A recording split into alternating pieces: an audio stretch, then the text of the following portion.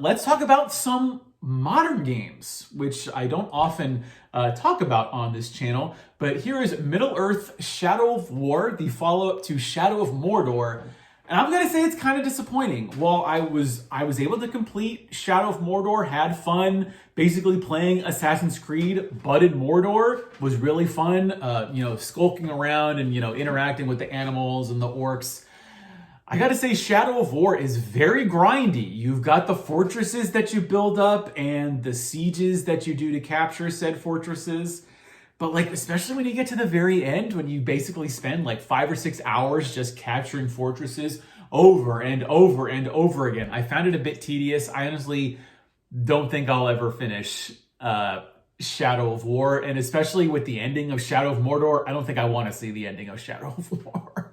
Talked about Mortal Kombat. Mortal Kombat 11, phenomenal fighting game. Probably the single best single player fighting game experience that I've ever had. And this is the Ultimate Edition. Yeah, Mortal Kombat 11 Ultimate. This has the great DLC. I actually am just I'm not only morally against DLC, but generally I've never played DLC that I've ever actually thought was worth the extra money.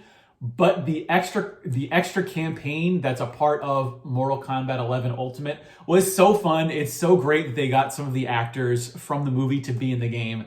Fantastic experience. If you like fighting games, if you like Mortal Kombat 11, wonderful game. As good as Mortal Kombat 11 is, I've got to say that one of my favorite games of the Xbox One generation is Mirror's Edge Catalyst. I am a huge OG Mirror's Edge fan, and I think Catalyst is a weird soft reboot of the one game franchise, but just what a game. An open world parkour simulator that is actually good and is actually fun to play. And there are just incredible futuristic design, which kind of fascist, kind of not a lot of colors in the game, but then just blown away by the fun and the action in this game.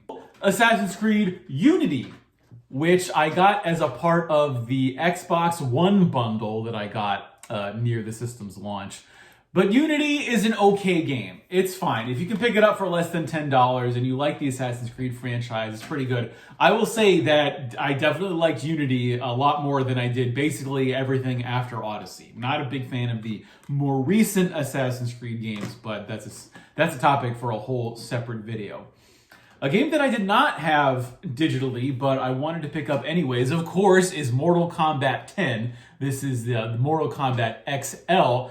I actually just finished this the other day, and I gotta say, finally, we had a Mortal Kombat boss that wasn't a huge pain in the nuts. Fighting Kronika in Mortal Kombat 11, very annoying, had a tough time actually finishing that game. But Mortal Kombat 10 was fun all of the way through, and I gotta say, the difference between Mortal Kombat 10 and Mortal Kombat 11, graphically, huge. So systems do change over time. Something that I don't think we appreciate about modern HD consoles is just how different games look from the launch of the system to games that launch towards the end of the system. So keep that in mind. A game I didn't expect to like so much was Turrican Flashback, and actually, the best game on this was Mega Turrican. I'm not the biggest fan of the Mega Drive / the Sega Genesis, but Mega Turrican was so fun with all the collectibles and the different shots that you have and just the grappling hook. What a great game. I was not the biggest fan of Bloodstained Ritual of the Night. Is that what it's called? I forgot what the subtitle is for it for the Switch and the PS4. But here we've got Curse of the Moon 2, which is really a sequel to Castlevania 3. And I love the systems in it. I love that, even if your characters die, you can just restart. It's not the biggest pain that it could be depending upon your difficulty level. But I love all the characters in this game. I love how they all have their own unique weapon types. What a fun game. Totally worth it. Although I don't know if I'd pay $150 for it, but I am kind of staring down the barrel of paying $100 for Curse of the Moon 1 if I can ever find it for, $90 or so. Now, this used to cost $130, but it is Blasphemous for the Switch. Thankfully, re-released after a limited run. It got a wide release. And it's basically what I would like to call a Catholic Castlevania, where it's sort of like a mashup of Castlevania and Dark Souls. I would say maybe leans a bit too much on the Dark Souls mechanics to where it's just too difficult, and I don't know if I have the skill to ever beat this game, but it is so fun. Blasphemous, highly recommended, especially if you're into like Dark Souls and, Metroidvanias. Speaking of Metroidvanias, why not just collect it's 8 games they packed into this hard copy of the Castlevania collection, which it's got Castlevania Simon's Quest, but it's also got Castlevania 4, Castlevania 3, probably the best 2D Castlevania, although, man, Rondo of Blood is also very good. And it's even got the Game Boy Castlevania games on it. You know what? I think I'm just going to do a lightning round of the PS4 games that I picked up, and especially because most of these are just hard copies of digital games that I've played in the past. But here is my one of my favorite games for the PlayStation 4 and favorite games ever. It is Metal Gear Solid 5, The Phantom Pain. I had to have the English version because that's the original version that I played back in the day. We've also got Red Dead Redemption 2, which I've got to say is a game that is huge in scope, yet really drills down on the attention to detail in the game. But man, is there a lot of game in this, and I don't think I have 50 hours to put in this. Maybe one day when I'm retired.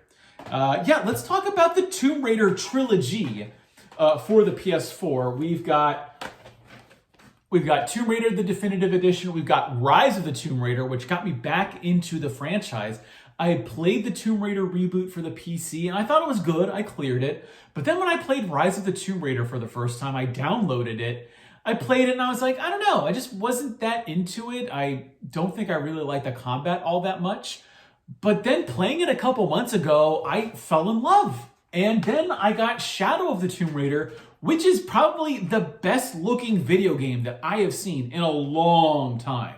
Like, they really put some effort into this game, and I thought it looked fantastic. And the fact that when you're playing it on the PS4 Pro, that it still holds 60 FPS most of the time with incredibly lush visuals is, I think, a testament to the developers, and I really hope we get a new game in the franchise. But even if not, there are so many games in the Tomb Raider series that I'm okay for a while. Another gift, but this is from super friend of the channel, Zip Davis.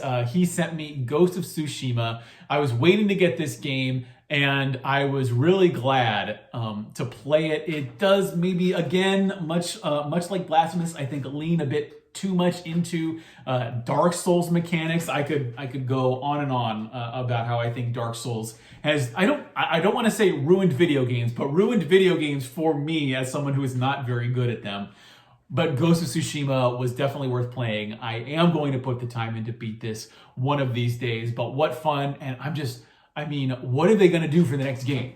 Are they going to do like a Sengoku Jidai period? I would love to see like maybe an end of the Edo period game using the Ghost of Tsushima engine, but I'm really excited to see what comes next. Perhaps better fit for the PC, but I bought the PS4 version because I didn't have a PC at the time.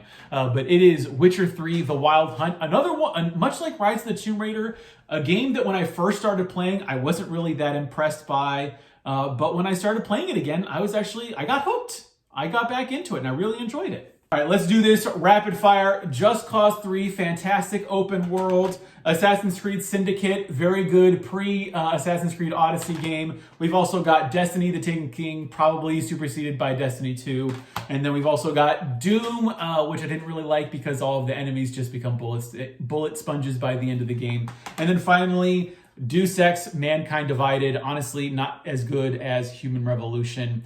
But overall, I'm glad to at least have put some time into it because I like Deus Ex as a franchise. As you can see, I have way too many games.